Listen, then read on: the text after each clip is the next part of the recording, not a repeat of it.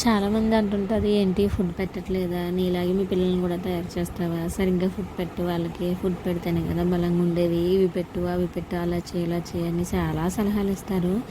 కానీ పెట్టేవాళ్ళని నాకు తెలుసు, మా పిల్లలకి ఏం పెడుతున్నామో ఏం తినిపిస్తున్నాం అనేది. వాళ్ళకి పెట్టలేని ఫుడ్ మేము ఉండదు. మాకు ఆల్మోస్ట్ అన్నీ తినిపిస్తాము, అన్నీ తెస్తాను. గీ అవన్నీ కూడా పెడతాను అన్నమాట. బట్ ఏంటంటే కొంతమంది శరీరతత్వం కొంత విధంగా ఉంటుంది. వాళ్ళు కొంచెం లావు అవ్వచ్చు, లావు అవ్వకపోవచ్చు. సన్నంగా ఉన్న వాళ్ళందరూ ఏదో నీరసం చేసినట్టు, లావుగా ఉన్న వాళ్ళందరూ ఏదో మంచిగా ఉన్నట్టు కాదు.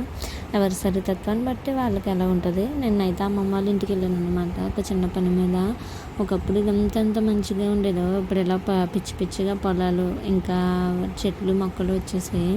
ఒకప్పుడున్న ఎగ్జైట్మెంట్ ఇప్పుడు ఉండదులేండి అమ్మమ్మ వాళ్ళ ఊరు అంటేని. ఎందుకంటే మన అనుకున్న వాళ్ళు అక్కడ లేనప్పుడు మనకి ఎగ్జైట్మెంట్ అనేది ఏమి ఉండదు. మన అనుకున్న వాళ్ళు ఉంటేనే మనకి ఏదైనా